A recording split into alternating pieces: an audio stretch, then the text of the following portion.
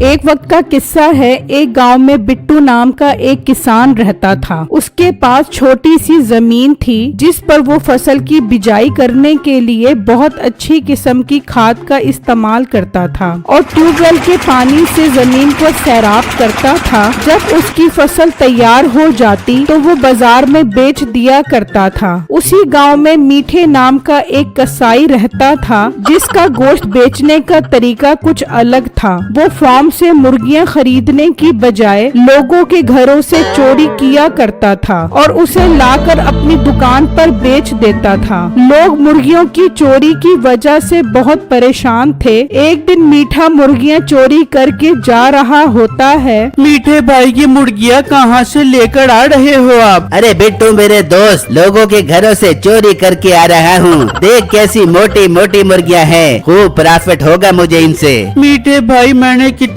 बार आपको समझाया है चोरी का माल बेचना छोड़ दो। क्यों अपनी रोजी हराम करते हो, लोगों का भी नुकसान करते हो? देख बिट्टू, मैं तुझे इसलिए नहीं बताता कि तू मुझे आगे से नसीहतें करना शुरू कर दे। मेरे पास टाइम नहीं है तेरी नसीहतें सुनने का। तुझे क्या पता चोरी का माल बेचने का कितना मजा है। मेरा टाइम खोटी मत कर, ग्राहक मेरा इंतजार कर रहे होंगे। ये कहकर मीठा वहाँ से चला जाता है और अपनी दुकान पर आ जाता है। भाई भाई मैंने अपनी आंखों से देखा है, मीठा मुठियार सुनियारे के घर की मुर्गियां चोरी करके ले गया। क्या तू सच कह रहा है? हाँ मैं सच कह रहा हूँ, मैंने खुद अपनी गुनाहगार आंखों से देखा है। इसका मतलब गांव में जितनी मुर्गियां चोरी हुई है वो सब मीठा चोरी करके ले गया है। वही चोरी करके लेकर गया होगा, उसे बार बार किस गांव से निकालते हैं। वो तीनों गुस्से में मीठे की दुकान पर पहुंचते हैं। जी भाई, कितना किलो चिकन दूं आपको?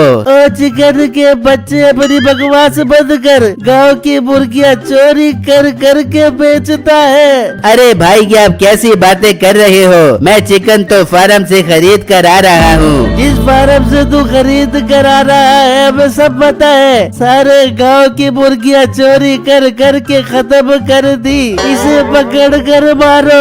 वो मीठे को डंडों से खूब मारते हैं कि मीठे के होश ठिकाने लग जाते हैं। अब तू हमें इस गांव में नजर न आई, वरना तेरी खैर नहीं। मीठा गुस्से में वहाँ से चला जाता है और बिट्टू के पास पहुँच जाता है। अरे मीठे भाई की आपको क्या हुआ? आपकी ये हालत किसने की है? बिट्टू मेरे भाई, गांव वालों ने मुर्गियां चोरी करने पर मुझे डंडे मार मार के कबूतर बना दिया है। मीठे भाई मैंने आपको मना भी किया था कि ये काम छोड़ दो, मगर आपने मेरी एक बात नहीं मानी। मान ली है बिट्टू मेरे भाई, अब मैं कभी चोरी नहीं करूंगा और दूसरे गांव जाके कोई अच्छा कारोबार करूंगा। पर बिट्टू, उसके लिए मुझे तेरी मदद की जरूरत है। कैसी मदद मीठे भाई? बिट्टू, तुम्हारी फसल के जो 5 लाख रुपए आए हैं वो तुम मुझे दे दो। मैं वादा करता हूँ 1 महीने बाद लौटा दूंगा। पर मीठे भाई मुझे उन पैसों की बहुत जरूरत है। उन पैसों में से मैं अगली फसल के लिए दवाई खरीदूंगा। अगर फसल को टाइम पर दवा ना मिली तो वो खराब हो जाएगी। बिट्टू, अभी तो फसल में 1 महीना है। मैं वादा करता हूँ मैं 1 महीने बाद लौटा दूंगा। तू मेरा दोस्त नहीं भाई है। तू मेरा यकीन नहीं करेगा तो कौन करेगा? ठीक है मीठे भाई, मेरे साथ घर चलो, मैं आपको पैसे दे देता हूँ। मीठा बिट्टू के साथ उसके घर आ जाता है और वो उससे अपनी फसल के सारे पैसे दे देता है। मीठा वो पैसे लेकर चला जाता है। इस बात पर बिट्टू की बीवी उस पर बहुत गुस्सा होती है। बिट्टू, ये आपने क्या किया? अपनी फसल के सारे पैसे अपने दोस्त को दे दिए। बेगम, मीठे भाई इस वक्त बहुत मुश्किल में थे, उन्हें पैसों की बहुत जरूरत थी। वो 1 महीने बाद मुझे पैसे वापस कर देंगे। बिट्टू, अगर इसने पैसे वापस न किए तो फिर आप फसल की दवाई कहाँ से खरीदोगे? सारी फसल तो खराब हो जाएगी। बेगम तुम फिक्र मत करो, मुझे पता है वो 1 महीने बाद पैसे वापस कर देंगे।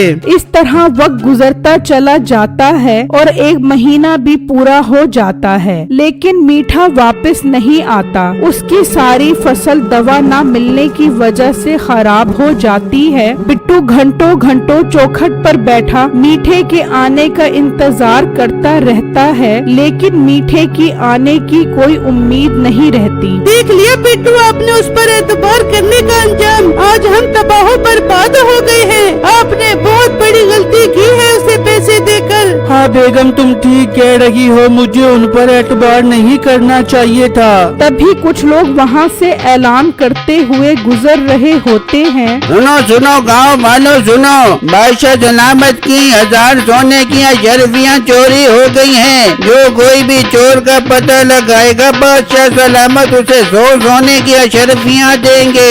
बेगम, ये कैसे मुमकिन है कि बादशाह सलामत की 100 सोने की अशरफियाँ चोरी हो जाएं? बिट्टू, आपको बादशाह सलामत के दरबार में जाना चाहिए। हो सकता है आप उस चोर का सुराग लगा सको। अरे बेगम, ये कैसी बातें कर रही हो? भला मैं चोर का कैसे पता लगा सकता हूँ? बिट्टू, अब अल्लाह पर भरोसा करके जाओ तो सही, किस्मत बदलते पता नहीं लगता।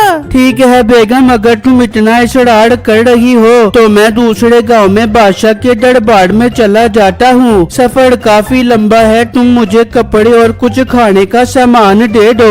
उसकी बीवी अंदर से कपड़े और खाने का सामान लेकर आती है और बिट्टू सफर के लिए रवाना हो जाता है। उसके पास ना तो कोई सवारी थी और ना ही किराए के पैसे, इसलिए पैदल सफर करना उसकी मजबूरी थी। वो चलते चलते बहुत सारा सफर तय कर लेता है, यहाँ तक कि वो दूसरे गांव में पहुँच जाता है तो क्या देखता है कि एक रेड़ी पर मीठा इंतहाई खूबसूरत लिबास में खड़ा होता है। मीठे भाई, शुक्र है आप मिल गए। आपने तो मुझसे मेरे जीने की सारी उम्मीदें ही छीन ली। मेरी सारी फसल तबाह हो गई। आपने 1 महीने बाद मेरे पैसे वापस करने का कहा था। ओ हेलो गरीब मोटे, क्या तू बीच चौराहे में खड़े होकर मेरी इज्जत की धज्जियां उड़ा रहा है? इसलिए मैं तुम जैसे गरीब लोगों को मुंह नहीं लगाता। तुम्हारे मुंह से जब भी कोई बात निकलेगी पैसे मांगने वाली ही निकलेगी। तो मीठे भाई, मैं आपसे अपने 5 लाख ही तो वापस मांग रहा हूँ। वो पैसे ही मेरे जीने का सहारा थे। ओ सहारा, क्या तूने लगा दिया है पैसों का पहाड़ा? चल निकल यहाँ से, तेरे अंदर से जुराबों की गंदी बदबू आ रही है। मुझे देख मैं कहाँ से कहाँ निकल गया हूँ और तू वही गरीब का गरीब। मेरा टाइम खोटी मत कर, चल निकल जा यहाँ से।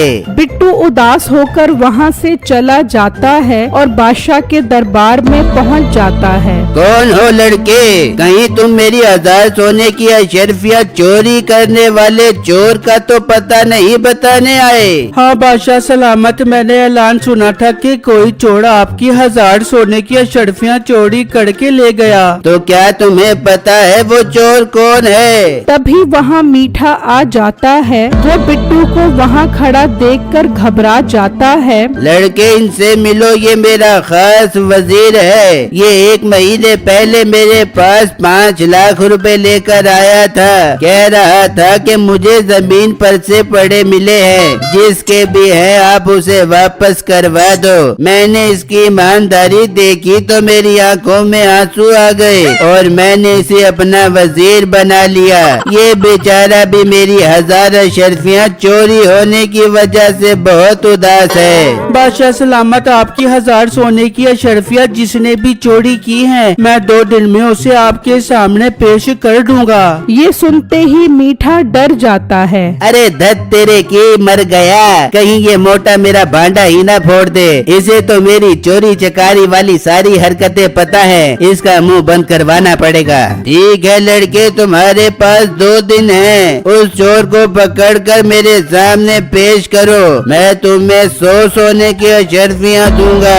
बिट्टू वहाँ से चला जाता है और मीठा उसके पीछे आता है। बिट्टू भाई, बताओ मेरे प्यारे बिट्टू भाई, तुम कैसे पता लगाओगे वो चोर कौन है? इसमें पता लगाने वाली कौन सी बात है? तुम ही चोर हो। तुमने ही बादशाह सलामत की 1000 सोने की अशरफियाँ चोरी की हैं और ये साबित करना मेरे लिए बहुत आसान है। बिट्टू मेरे प्यारे भाई, ऐसा मत कर। अगर बादशाह सलामत को पता लग गया तो उसने मुझे सूली पर लटका देना है। अगर तुम चाहते हो कि मैं बादशाह सलामत को ना बताऊं, तो वो 1000 सोने की अशरफियाँ मुझे दे दो। मैं वादा करता हूँ वो अशरफियाँ लेकर गांव वापस चला जाऊंगा। बिट्टू इतनी लालच ठीक नहीं है। 1000 नहीं 500 अशरफियाँ ले लो मेरे से। जी नहीं, मैं 1000 सोने की अशरफियाँ ही लूंगा। सोचो, मैं 1000 सोने की अशरफियाँ लेकर गांव चला जाऊंगा और तुम्हारा सारा रास्ता साफ हो जाएगा। फिर तुम और सोने की अशरफियाँ चोरी करते रहना। अरे बिट्टू, बात तो मुझे तुम्हारी पसंद आई है, मुझे मंजूर है, लेकिन वादा करो तुम अशरफियाँ लेकर चले जाओगे और फिर वापस कभी नहीं आओगे। मैं वादा करता हूँ मैं वापस नहीं आऊँगा। ठीक है बिट्टू, शाम में मेरे घर पर आना और 1000 सोने की अशरफियाँ ले जाना। मीठा उसे अपने घर का पता समझा देता है और बिट्टू वहाँ से चला जाता है। फिर जब अगला दिन निकलता है तो बिट्टू बादशाह के दरबार में पहुँच जाता है। हाँ लड़के, एक दिन गुजर गया है, अब तुम्हारे पास आज का दिन है। उस चोर का पता लगा? जी बादशाह सलामत, मैंने उस चोर का पता लगा लिया है। कौन है वो? बादशाह सलामत, वो आपका वजीर मीठा है। ये तुम क्या बकवास कर रहे हो? वो तो मेरा बहुत वफादार वजीर है। आपको यकीन नहीं आ रहा ना, तो आज शाम को मेरे साथ चलना, सब दूध का दूध और पानी का पानी हो जाएगा। फिर शाम होती है तो बादशाह मीठे के घर के बाहर छुप जाता है और बिट्टू उसके घर पर आता है। मीठे भाई बाहर आओ, मैं आ गया हूँ। जल्दी से 1000 सोने की अशरफियाँ लेकर आ जाओ। मीठा वो अशरफियाँ लेकर बाहर आ जाता है। ये लो बिट्टू, ये पूरी 1000 अशरफियाँ हैं, इसे लेकर गांव वापस चले जाओ और अब मुड़कर कभी मत देखना। अच्छा मीठे भाई, जरा रुको, सब्र करो। बादशाह सलामत आ जाओ, मैंने चोर को रंगे हाथों पकड़ लिया है। बादशाह गुस्से में वहाँ आता है। मीठे, तुझे तो मैं बहुत ईमानदार समझता था। तूने मेरी 1000 सोने की अशरफियाँ चोरी की है। तेरा मैं वो हाल करूँगा कि तू याद करेगा। बिट्टू, ये तूने मुझसे वादा किया था किसी को नहीं बताएगा और वापस गांव चला जाएगा। तूने अपना वादा पूरा नहीं किया। मीठे भाई याद करो, एक वादा आपने भी मुझसे किया था, मेरे 5 लाख 1 महीने बाद वापस करोगे। तुमने भी वादा तोड़ा तो मैंने भी वादा तोड़ दिया। इसे घसीट कर ले जाओ और इसकी हड्डियों का कचूमर निकाल दो। वो मीठे को ले जाते हैं और बादशाह बिट्टू को 100 सोने की अशरफियाँ देता है और बिट्टू मीठे को उसके अंजाम पर पहुंचाकर खुशी खुशी घर वापस आ जाता है।